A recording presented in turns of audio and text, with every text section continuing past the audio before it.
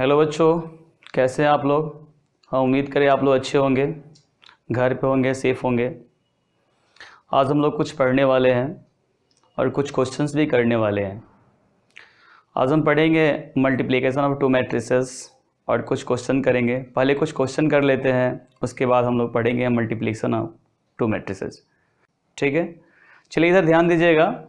Question है, इसे हमें सॉल्व करना है। 5 क्वेश्चन है और 5 क्वेश्चंस को हमने बोर्ड पे लिख रखा पहले से, ऑप्शन के साथ है, इसलिए टेंशन मत लीजिएगा। ये जो 5 क्वेश्चंस है बहुत इजी है और बहुत आसानी से बनेगा आप लोगों से, लेकिन ये उन बच्चों से बनेगा जो बच्चे पिछले क्लास में जो पढ़ाया गया है, जो लेक्चर अपलोड हुआ था, वो अच्छे से देखे होंगे। अगर वो बच्चे अच्छे से नहीं देखे होंगे, अच्छे से नहीं पढ़े होंगे, लेक्चर को नहीं सुने होंगे, नहीं समझे होंगे, तो ये 5 क्वेश्चन उनसे नहीं बनने वाला है जो लोग लेक्चर नहीं देखे हैं, जो लोग नहीं पढ़े हैं। ये उन्हीं से बनेगा जो लेक्चर देखे हुए हैं, समझे हुए और नोट्स बनाए हुए हैं और उस पर कुछ क्वेश्चन प्रैक्टिस किए हुए हैं घर पे। छोड़िए, कोई बात नहीं। आइए हम लोग फिर से जो चीज़ पढ़े हैं उनमें से कुछ पॉइंट्स जिस पर हमने क्वेश्चन दे रखा है यहाँ पे, उस पॉइंट्स को रिवीजन भी करेंगे और ये क्वेश्चन भी सॉल्व करेंगे। लेकिन आप लोग ध्यान से देखिएगा इधर, ताकि ये 5 क्वेश्चन जो है ना, इसको 5 क्वेश्चन बोले, तो ये 5 क्वेश्चन आपको समझ में आए और ये उम्मीद करें कि हम आपके एग्ज़ाम में आए क्वेश्चंस, इस तरह के क्वेश्चन ऑब्जेक्टिव में, ऑब्जेक्टिव बेस्ड क्वेश्चंस आपके एग्ज़ाम में आएंगे, क्योंकि सब क्वेश्चंस बहुत अलग है और जितने भी डिफिनीशन लिखाया गया है उसी डिफिनीशन के आधार पे ये 5 क्वेश्चंस है। तो हम स्टार्ट करेंगे सबसे पहले 1 नंबर क्वेश्चन से। हमारे पास जो 1 नंबर क्वेश्चन है वो एक मैट्रिक्स है EIJ M क्रॉस N, यानी ये M क्रॉस N तो आ ही रहा होगा ध्यान में, जो हमने पहले पढ़ाया, फर्स्ट लेक्चर में बताया आपको M क्रॉस N के बारे में। M को रो बोलते हैं, N को कॉलम बोलते हैं, ठीक है ना। M जो है नंबर ऑफ रो है और N जो है नंबर ऑफ कॉलम है बच्चों, ये ध्यान रहे। Is a square matrix, square matrix भी हमने आपको बता रखा है। स्क्वायर मैट्रिक्स में क्या होता है, तो number of row number of column बराबर होता है। नंबर ऑफ रो और नंबर ऑफ कॉलम बच्चों बराबर होता है, दोनों बराबर होता है, तो इसीलिए स्क्वायर मैट्रिक्स को बोला जाता है। तो आपको ध्यान देना है कि चारों ऑप्शन में से कौन सा ऑप्शन सही है। अब आप समझ गए होंगे कौन सा ऑप्शन सही लग रहा है आपको। तो पहले तो ये तो लग नहीं रहा है कि रो कॉलम से छोटा होगा, ये तो कहीं हमने पढ़ाया नहीं है आपको, ये इसको कैंसिल कर दीजिए। M ग्रेटर देन ये भी नहीं है, स्क्वायर मैट्रिक्स में ये भी नहीं इंक्लूड होता है। नन ऑफ दीज अभी नहीं जाइए क्योंकि एक ऑप्शन बचा हुआ है C। तो हमने बताया स्क्वायर मैट्रिक्स में M इक्वल N, यानी M बराबर N होता है, तो ऑप्शन नंबर C सही होगा बच्चों, टिक कर लीजिएगा ऑप्शन में। तो अब हम बात करेंगे 2 नंबर क्वेश्चन। 2 नंबर क्वेश्चन में बच्चों, in the flowing diagonal matrix, diagonal matrix की बात कर रहे हैं। आपको बताना है इन चारों में से कौन डायगोनल मैट्रिक्स है। ध्यान दीजिए, 4 ऑप्शन है, इनमें से आपको सही ऑप्शन सिलेक्ट करना है, ठीक है। चलिए हम सही ऑप्शन सिलेक्ट करने वाले हैं, ध्यान से देखिए। तो पहले कुछ बात पे ध्यान देते हैं, इनका ऑर्डर लिख लेते हैं। ये जो ऑर्डर इस मैट्रिक्स का 2 क्रॉस 2 है, इसका है 2 क्रॉस 3 है, ये भी है 2 क्रॉस 3, फिर ये भी है 2 क्रॉस 2। डायगोनल मैट्रिक्स होने के लिए सबसे पहले बच्चों स्क्वायर मैट्रिक्स होना पड़ेगा। क्या होना पड़ेगा, स्क्वायर मैट्रिक्स होना पड़ेगा। तो पहले तो 2 ऑप्शन ऐसे ही कैंसिल कर दीजिए, 2 ऑप्शन तो है ही नहीं क्योंकि स्क्वायर मैट्रिक्स से नहीं है, क्योंकि यहाँ पे रो और कॉलम बराबर नहीं है। 2 ऑप्शन कैंसिल कर दिए। अब मेरे पास बचा है 2 ऑप्शन A और D बचा है बच्चों, इसमें से सिलेक्ट करना है। तो हमने बताया आपको कि डायगोनल मैट्रिक्स वैसे स्क्वायर मैट्रिक्स को बोलते हैं जिनका नॉन डायगोनल एलिमेंट क्या होता है, 0 होता है। Non diagonal element, non diagonal element क्या होता है, 0 होता है। स्क्वायर मैट्रिक्स भी होना चाहिए और नॉन डायगोनल एलिमेंट भी 0 होना चाहिए, तब हम उसको क्या बोलेंगे, डायगोनल मैट्रिक्स। तो ध्यान दीजिए, इन दोनों ऑप्शन में से सही ऑप्शन चुनिए। तो ये तो डायगोनल जो है ना, डायगोनल जो है यही 0 है, नॉन डायगोनल में तो नंबर दिया गया है, इसको भी काट दीजिए, ये नहीं होगा। तो ऑप्शन नंबर डी। ऐसे तो समझ गए, चार में से जो ऑप्शन बच गया वही होगा आंसर, लेकिन जो डिफिनीशन पढ़े हैं उसको देखते हैं अप्लाई करके। ये होता है डायगोनल। ये क्या होता है? डायगोनल। इसको क्या बोलते हैं? प्रिंसिपल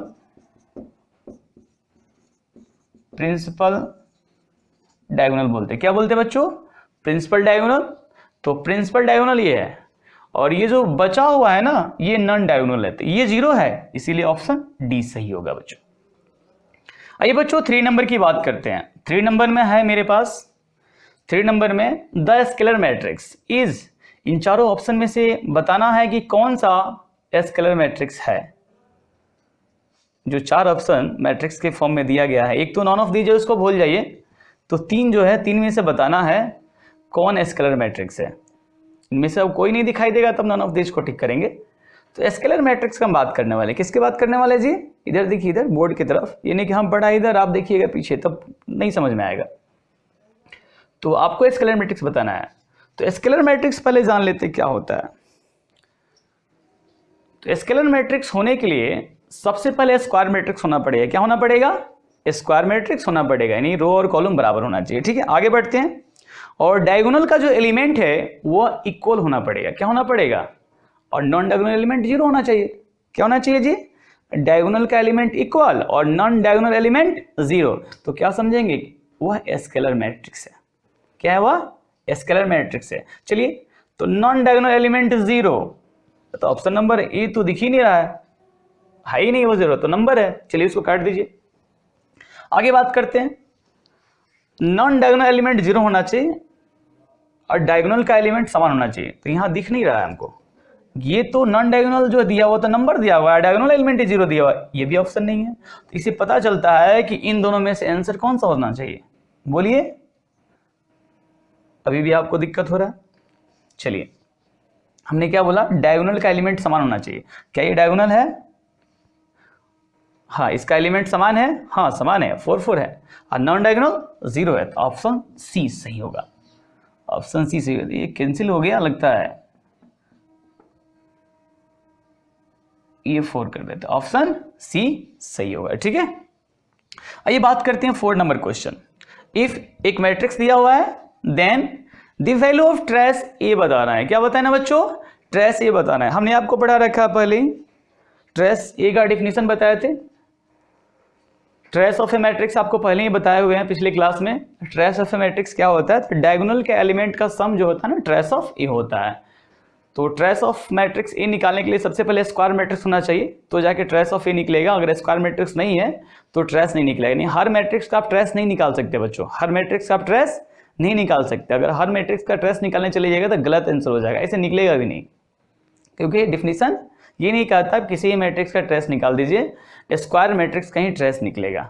ठीक है, तो हमने बोला स्क्वायर मैट्रिक्स होना चाहिए। तो ये देखिए, ये ऑर्डर 3 है, 3 रो 3 कॉलम है, ये स्क्वायर मैट्रिक्स है क्योंकि रो और कॉलम यहाँ पे बराबर है।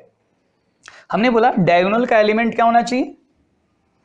डायगोनल का एलिमेंट का सम निकालना ना। डायगोनल का एलिमेंट देखिए, यहाँ पे ऑर्डर जो है 3 क्रॉस 3 है, ये स्क्वायर मैट्रिक्स है, तो इसका ट्रेस ऑफ मैट्रिक्स निकलेगा, यानी ट्रेस ऑफ ये निकाल सकते हैं। तो हम क्या करेंगे? हम डायगोनल के एलिमेंट को ऐड कर देंगे। तो आइए देखते हैं डायगोनल का एलिमेंट कौन कौन है। तो इसी को बोलते हैं प्रिंसिपल डायगोनल, मेन डायगोनल और बोलिए लीडिंग डायगोनल, जो आपको पहले बताए हुए हैं। और इसी का सम निकालना है हमें। क्या निकालना है? इसी का सम निकाल, ध्यान से देखिए, इसी का सम निकालना है बच्चों। इसका सम जब निकालने आएगा तो क्या होगा? देखिए, यानी ट्रेस ये कितना हो जाएगा जी? 1 + 7 + 9, इसको ऐड करिएगा तो कितना आएगा? बोलो बच्चों, 17 आएगा। कितना आएगा बच्चों? 17। ऐड करके देखिए। अब बच्चों हम 5 नंबर की बात करते हैं। 5 नंबर की बात करेंगे। इफ द मैट्रिक्स ए दिया हुआ मेरे पास इज सिंगुलर, देन एक्स क्या होगा? व्हाट का व्हाट मतलब क्या होता है? क्या होगा ऑप्शन, वो हमें बताना है। 4 ऑप्शन है, इनमें से हमें देखना है कौन सा ऑप्शन सही है। तो बच्चों पहले जान लेते हैं सिंगुलर ये वर्ड है ना क्या होता है। तुमने बताया हुआ है कि वैसे मैट्रिक्स को सिंगुलर मैट्रिक्स कहते हैं जिसका डिटरमिनेंट 0 के बराबर होता है। ठीक है, यानी जो भी मैट्रिक्स देगा उसका डिटरमिनेंट 0 के बराबर होगा यानी उसका वैल्यू 0 आएगा तो उसे क्या बोलेंगे, सिंगुलर बोलेंगे। और 0 नहीं आएगा तो क्या बोलेंगे, उसे नॉन सिंगुलर बोलेंगे। क्या बोलेंगे, 0 नहीं आएगा तो उसे हम नॉन सिंगुलर बोलेंगे। याद आ गया होगा, अगर 0 नहीं आएगा तो क्या बोलेंगे, उसे नॉन सिंगुलर बोलेंगे। ठीक है, तो हमें सिंगुलर की बात कर रहा है, सिंगुलर की बात कर रहा है तो समझ जाइए डिटरमिनेंट ए 0 होगा। यानी जो दिया हुआ है मैट्रिक्स, इसका जब डिटरमिनेंट निकालेंगे तो वैल्यू किसके बराबर आना चाहिए, 0 के बराबर आना चाहिए। हमने लिख लिया ए का डिटरमिनेंट 0 है, तो आप इसको सॉल्व करिए। सॉल्व कैसे करिएगा, 3 - 2x, x + 1, 2 और 4 इक्वल टू 0। चलिए, ये हम सिखाए हुए हैं 2 क्रॉस 2 ऑर्डर का सॉल्व करने के लिए। तो पिछले क्लास में आपको बताए हुए हैं स्क्वायर ऑफ डिटरमिनेंट के बारे में बताए हुए हैं हमको, स्क्वायर मैट्रिक्स ऑफ डिटरमिनेंट के बारे में आपको पहले बताए हुए हैं पिछले क्लास में। सॉल्व कैसे करते हैं, हम बताए थे आपको कि ऊपर से नीचे आते हैं, तो पहले आप ऊपर से नीचे आइए, फिर माइनस, फिर नीचे से ऊपर जाइए। चलिए, तो इससे इसमें मल्टीप्लाई करिएगा तो कितना रिजल्ट आएगा जी, बोलिएगा, बोलिए रिजल्ट कितना आएगा, मल्टीप्लाई करिएगा तो मल्टीप्लाई करिए इसमें, तो 3, 4 कितना आएगा जी, 12। बहुत बढ़िया। -2x से 4 में करें कितना आएगा, -8x। ठीक है, चलिए इसको ब्रैकेट के अंदर कर लीजिए, फिर माइनस, फिर इससे इसमें मल्टीप्लाई करिए, कितना आएगा, मल्टीप्लाई करिए 2x अब +2। बच्चों ये 0 हो जाएगा। इसको ओपन करते हैं ब्रैकेट को, जब ब्रैकेट को ओपन करेंगे तो कितना आ जाएगा बताओ, तो यह आएगा 12 - 8x -2x और -2 इक्वल टू 0।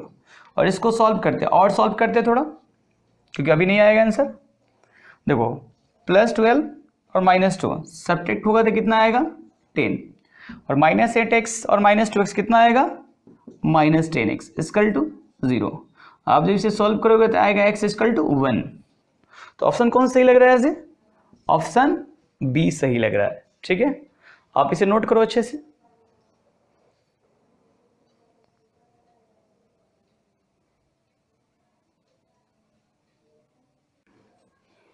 आइए बच्चों, अब हम लोग पढ़ेंगे मल्टीप्लिकेशन ऑफ 2 मैट्रिसेस। मल्टीप्लिकेशन बोला जाए या और प्रोडक्ट बोला जाए, दोनों बात सेम होता है। मल्टीप्लिकेशन और प्रोडक्ट, यानी कभी कभी हम प्रोडक्ट भी कहीं कहीं देखते हैं, कहीं कहीं मल्टीप्लिकेशन भी रहता है। तो 2 मैट्रिक्स का प्रोडक्ट या 2 मैट्रिक्स का मल्टीप्लिकेशन कैसे होगा उसे हमें जानना है, और अच्छे से हम समझेंगे। यहाँ पे ये इम्पोर्टेंट है, ये जो टॉपिक है ना बहुत इम्पोर्टेंट है, इसको हम VVA लगा देते हैं, वेरी वेरी इंपॉर्टेंट टॉपिक है। अगर ये आपको समझ में आ गया तो मैट्रिक्स बहुत ईजी लगेगा, क्योंकि मैट्रिक्स में यही चीज़ है जो भारी लगता है। एडिशन सब्ट्रैक्शन तो सबको आता है, बहुत ईजी होता है, क्योंकि उसमें जोड़ना घटाना रहता है।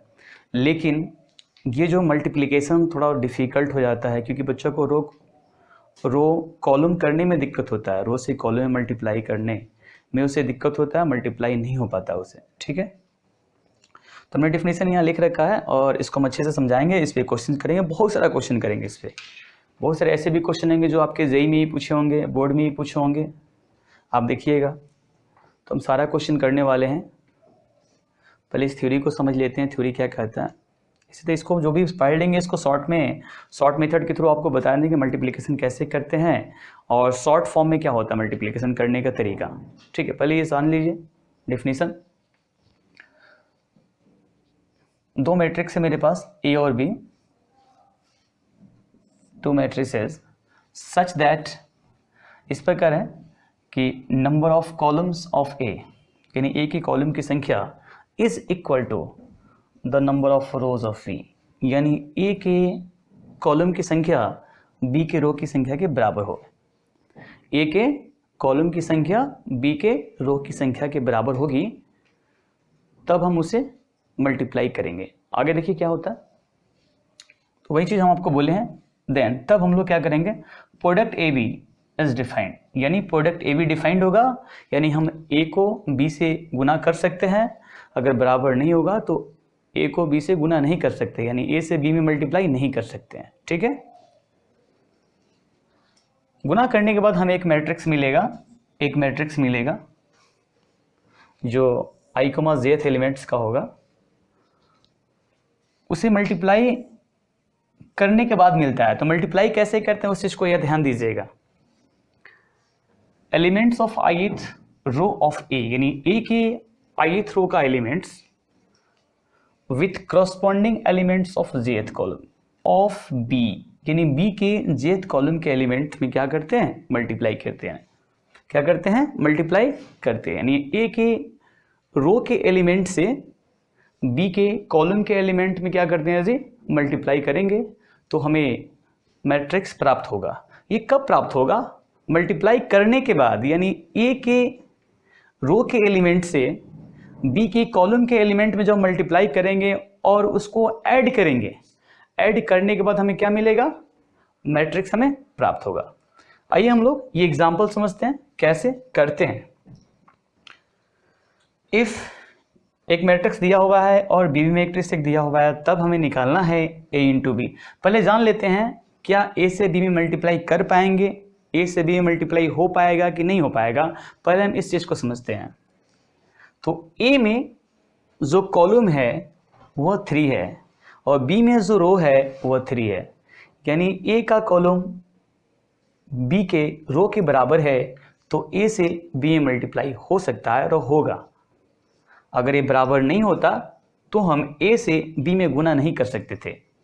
a से b में गुना नहीं होता, कब, जब ये दोनों बराबर नहीं होता, यानी a का कॉलम b का रो अगर बराबर नहीं होगा तो गुना नहीं होगा, बराबर होगा तभी गुना होगा। ठीक है, आइए हम गुना करते हैं। a का वैल्यू लिखते हैं 1 2 3 4 5 6, ये 2 क्रॉस 3 है, और फिर b का वैल्यू लिखते हैं 1 2 2 2 1 3 लिखते हैं, ये 3 क्रॉस 2 है। ये दोनों इक्वल है, मल्टीप्लाई होगा, आपको पहले ही बताए थे। तो मल्टीप्लाई करते कैसे हैं उस चीज को समझते हैं। यही बच्चा गलती करता है, यहीं पे गलती करता है। ठीक है, तो इस चीज को समझ लीजिएगा। पहले एक छोटा सा स्ट्रक्चर बनाते हैं इस मैट्रिक्स का। इसमें कितने रो है जी, 2 रो है, और दूसरे वाले में कितने कॉलम है, 2 कॉलम है। चलिए इसे हमें मल्टीप्लाई करना है। क्या करना है हमें, इसे मल्टीप्लाई करना है। तो मल्टीप्लाई होगा, आइए R1 से C1 में करेंगे तो कितना आएगा, R1 C1, और फिर R1 से C2 में करेंगे तो हमें ये एलिमेंट मिलने वाला है। तो R1 C2, R1 से मल्टीप्लाई कर दिए दोनों कॉलम में, यानी जितना रहेगा उतना में कर सकते हैं, कोई दिक्कत नहीं। फर्स्ट वाले रो से सभी में कर लेंगे, तब सेकंड वाला स्टार्ट करेंगे।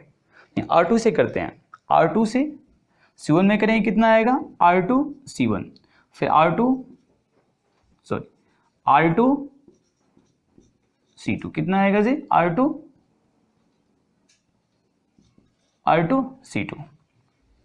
आइए अब हमें क्या करना, इसे मल्टीप्लाई करना है। हमने सीख लिया मल्टीप्लाई कैसे करते हैं, अभी बताया हमने।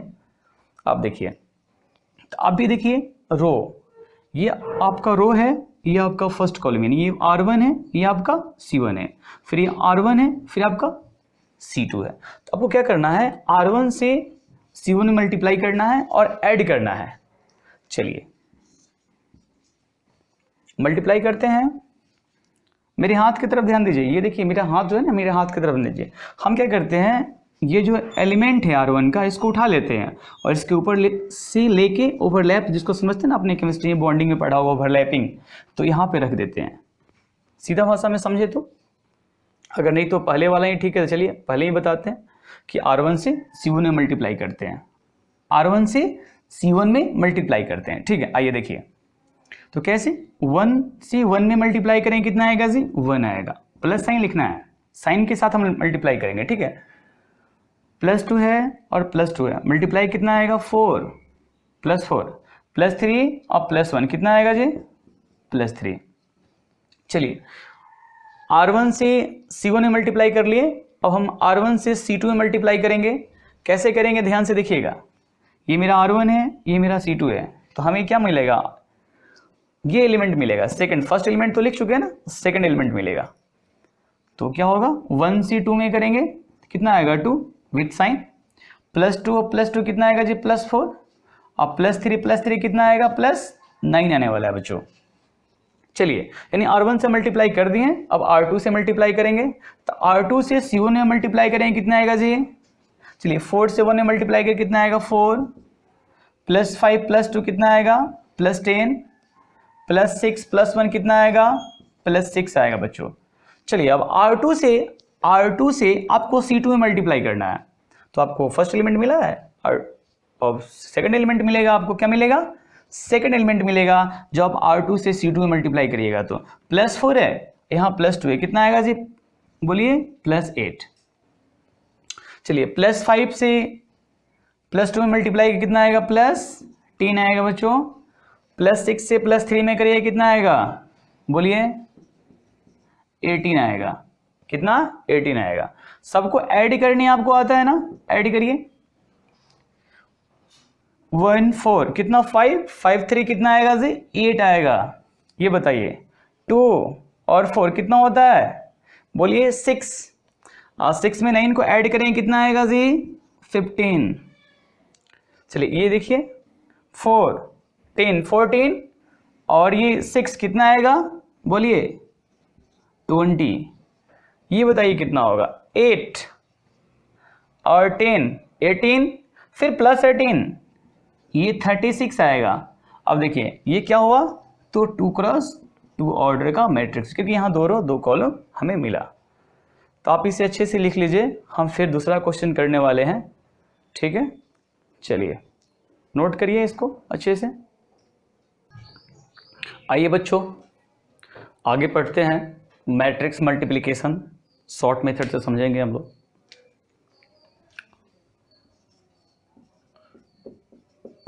मैट्रिक्स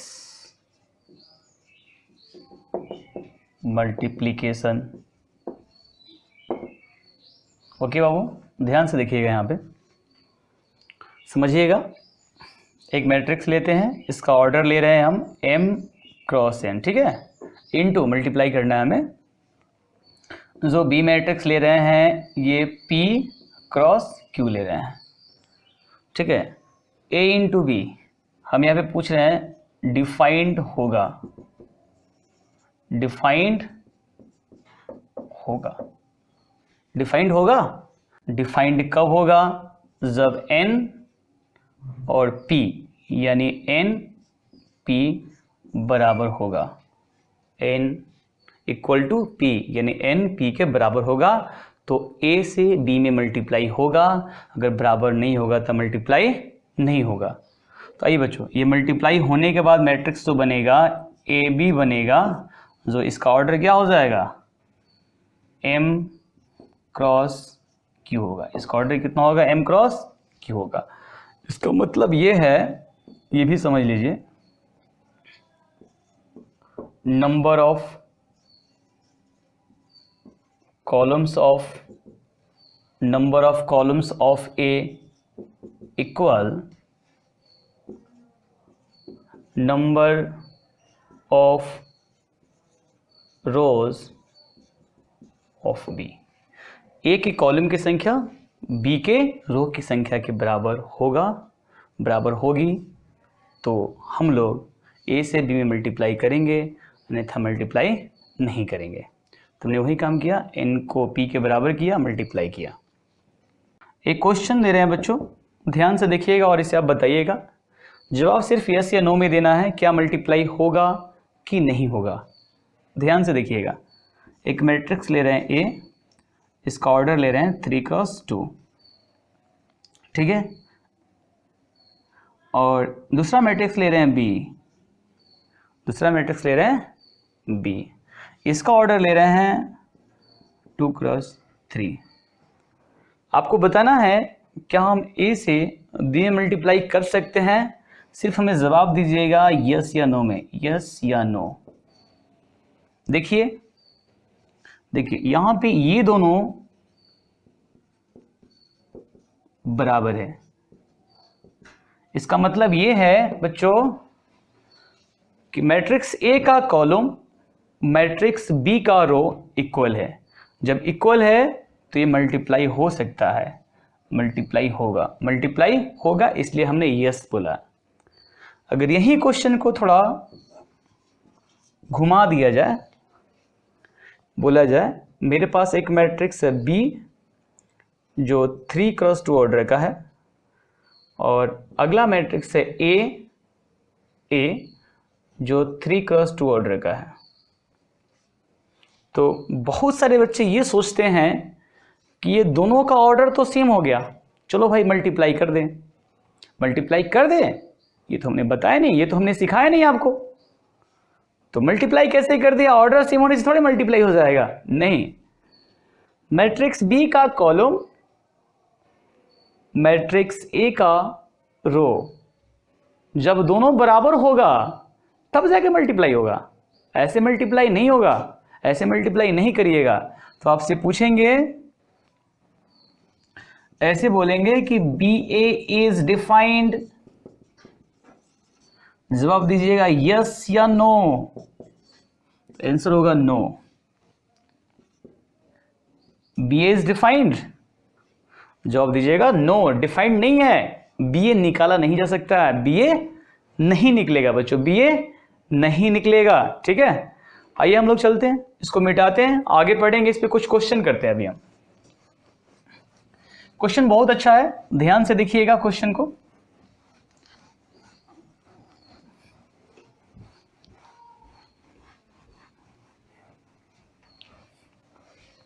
क्वेश्चन लिखेंगे,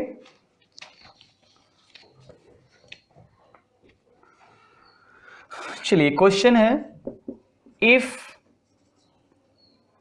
for suitable matrices A, B, AB is equal to A and BA is equal to B, then A square equals, A square किसके बराबर है? आइए हम बात करते हैं ऑप्शन देके, क्योंकि ऑप्शन से ही हम इस क्वेश्चन को सॉल्व करना है। ऐसे सॉल्व कर सकते हैं, लेकिन ऑप्शन दिया रहेगा इस क्वेश्चन में, तो आपको बताना है कौन सा ऑप्शन सही है। ए में यूनिट मैट्रिक्स, आई को यूनिट मैट्रिक्स बोलते हैं, बी में ए दिया हुआ है, सी में बच्चों बी देगा, और डी में जीरो, ये नहीं जीरो नहीं है, ये जीरो मैट्रिक्स बोलते हैं हम इसे, ठीक है। चलिए बच्चों, बोला गया है कि यदि ए और बी एक मैट्रिक्स से सुटेबल के लिए दिया गया है, एक मैट्रिक्स ए बी ए के बराबर हो और बी ए बी के बराबर हो, तो ध्यान दीजिएगा देन ए स्क्वायर क्या होगा। तो हर बच्चों को मालूम होगा कि ए स्क्वायर को लिख सकते हैं ए इंटू ए, बोलिए मालूम है ना जी? मालूम है कि नहीं है? मालूम है, लिख सकते हैं, इजी है ना। कोई पूछेगा 2 का स्क्वायर क्या लिखेंगे, तो 2 इंटू 2 लिख सकते हैं ना जी। ये जब मालूम है तो ए स्क्वायर भी मालूम होगा आपको, ए स्क्वायर को हम ए इंटू ए लिख सकते हैं, आसानी से लिख सकते हैं, ठीक है, कोई दिक्कत नहीं होना चाहिए यहाँ पे। चलिए हम क्या करते हैं, अब वैल्यू को रख देते हैं, क्या करते हैं, वैल्यू को रख देते हैं, वैल्यू रखते हैं। अब हम ए का वैल्यू यहाँ पे रख देते हैं, देखिए यहाँ रखते हैं, यहाँ नहीं रखेंगे, क्यों बताएंगे वो भी हम। ए बी इंटू ए रख दिए। अब ये बी ए का वैल्यू कितना है जी, बोलिए, बी ए का वैल्यू बी है, तो क्या लिखिएगा, ए इंटू बी। अब बताइए ए बी का वैल्यू कितना है जी, ए है, तो ए स्क्वायर किसके बराबर है, ए के, तो ऑप्शन कौन सा सही होगा, बी। ऑप्शन कौन सा सही हुआ, बी हुआ। अब देखिए गलत मेथड क्या है, अक्सर बच्चे गलत कहाँ करते हैं, ए स्क्वायर को लिखेंगे ए इंटू ए। अब देखिए यहाँ रखने के बजाय वो यहाँ रखेंगे, तो ए का वैल्यू रखिए, यहां से कहां दिया हुआ, यहां पे है ए बी। अगेन आप कोई वैल्यू इसमें से रख नहीं सकते हो, क्योंकि आप बी ए तो कहीं दिखाई नहीं दे रहा है, तो ये नहीं करना, ये गलत है, बी ए कहीं दिखाई नहीं दे रहा है, ए बी का ऑलरेडी आप अभी ए का वैल्यू रखें, ए बी ए स्क्वायर तो लेना ही नहीं है, इसीलिए ये नहीं होगा, ये मेथड होगा, वो मेथड गलत है, ये मेथड वो रॉन्ग मेथड है, इसलिए इसको ध्यान नहीं देना, इस तरीका को फॉलो करना, इस तरीका से सवाल बनाना है। आप इसे लिख लीजिए, आगे क्वेश्चन बताते हैं, लिख लीजिए, इसको अच्छे से नोट कर लीजिए। वीडियो को रोक लीजिए थोड़ा देर के लिए और इसे आप अच्छे से नोट कर लीजिए ताकि अच्छा रहेगा।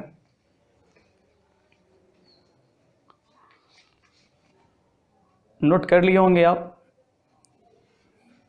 वीडियो को रोक के नोट कर लीजिएगा। थोड़ा देर के लिए रोक दीजिएगा वीडियो को और इसको अच्छे से लिख लीजिएगा।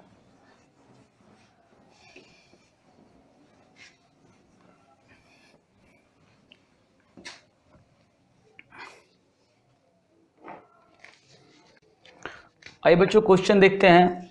अगला क्वेश्चन देखिएगा, इफ ए दिया गया यहाँ पे 2 3 5 7, हम इसका ऑर्डर लिख लेते हैं 2 क्रॉस 2, और फाइंड करने के लिए बोला गया है ए स्क्वायर निकालिए। ए स्क्वायर का मतलब ए इंटू ए, ठीक है। चलिए इसको सॉल्यूशन करते हैं, इसका सॉल्व करते हैं इसको। तो गिवन दैट जो भी हमें दिया गया है, गिवन दैट ए 2 3 5 7, ऑर्डर हम लिख लेते हैं 2 क्रॉस 2। हमें ए स्क्वायर निकालना है, क्या करना है हमें? ए स्क्वायर निकालना है। ए स्क्वायर को लिख लेते हैं ए इंटू ए का वैल्यू रख लेते हैं हम 2 3 5 7 बच्चों, फिर ए का वैल्यू रखेंगे 2 3 5 7, ठीक है। इसका ऑर्डर 2 क्रॉस 2 और इसका भी ऑर्डर 2 क्रॉस 2। इससे मल्टीप्लाई करना है, तो इस मैट्रिक्स का रो लेना है और इस मैट्रिक्स का कॉलम लेना है, फिर इस मैट्रिक्स का रो, फिर इस मैट्रिक्स का कॉलम। फिर हम समझने वाले हैं, थोड़ा इसका स्ट्रक्चर बना लेते हैं, रफ में कर लेते हैं। ये R1 है, ये R2 है, फिर ये C1 है, फिर ये C2 है।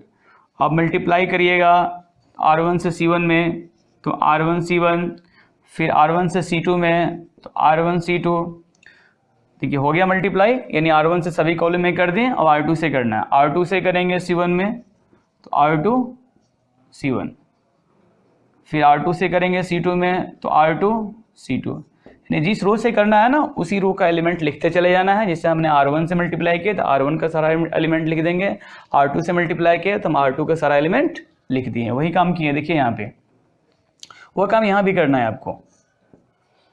तो ये रो है, फिर ये कॉलम है, तो R1 से C1 में मल्टीप्लाई करिएगा। हम यहाँ लिख देते हैं R1 और इसे लिख देते हैं C1, ठीक है। और इसे हम लिख देते हैं R2 और इसे हम लिख देते हैं C2, ताकि मल्टीप्लाई करने में दिक्कत नहीं होगा आपको। चलिए 2 से मल्टीप्लाई करेंगे, 2 में कितना आएगा जी 4 प्लस, क्योंकि +2 है, +2 में मल्टीप्लाई करेंगे तो +4 आएगा। +3 से +5 में करेंगे तो कितना आएगा जी +15, मालूम है। चलिए फिर R1 से C2 में मल्टीप्लाई करेंगे तो 2 से 3 में मल्टीप्लाई करेंगे कितना होगा 6, फिर +3 से +7 में करेंगे कितना आएगा जी 21। चलिए अब R1 से लिख लिए, R1 से पूरा मल्टीप्लाई कर लिया और R1 का एलिमेंट भी लिख लिए। तो R2 से स्टार्ट करेंगे, R2 से C1 में मल्टीप्लाई करेंगे तो +5 से +2 में करेंगे तो 10 आएगा +10। अब +7 से +5 मल्टीप्लाई करेंगे कितना आएगा 35 +35। 5 से फिर +3 में करेंगे, यानी +5 से +3। R2 से अब C2 में करना है, R2 से ये R2 है, ये C2 में करना है। तो +5 से +3 में मल्टीप्लाई करेंगे कितना आएगा जी +15। आप +7 से +7 में करेंगे कितना आएगा 49। तो आप इसे लिख सकते हैं कैसे, देखिए ऐड करने आता है, लिखना तो हो ही गया, अब सब काम हो गया है, सिर्फ ऐड करना है, मेन काम तो हो चुका है। तो 4 को 15 में ऐड करेंगे, 4 15 ऐड करें कितना आएगा 19। 6 + 21 कितना आएगा जी 27। 10 + 35 कितना आएगा 45। और ये बताइए कितना आएगा 15। अब प्लस बोलिए 49 64। आप देख सकते हो, एक उसको दे दो तो 50 हो जाएगा, 50 में 14 ऐड करेंगे तो 64 आएगा, ठीक है। ये कितना आ गया जी, ये 2 क्रॉस 2 ऑर्डर का मैट्रिक्स आ गया। मल्टीप्लाई करना आसान है, ए स्क्वायर आप निकाल सकते हो बच्चों, इजी है निकालना ए स्क्वायर। हम उम्मीद करें आप लोग निकाल लोगे ए स्क्वायर। कोई भी क्वेश्चन होगा ए स्क्वायर का तो आप निकाल सकते हो आसानी से।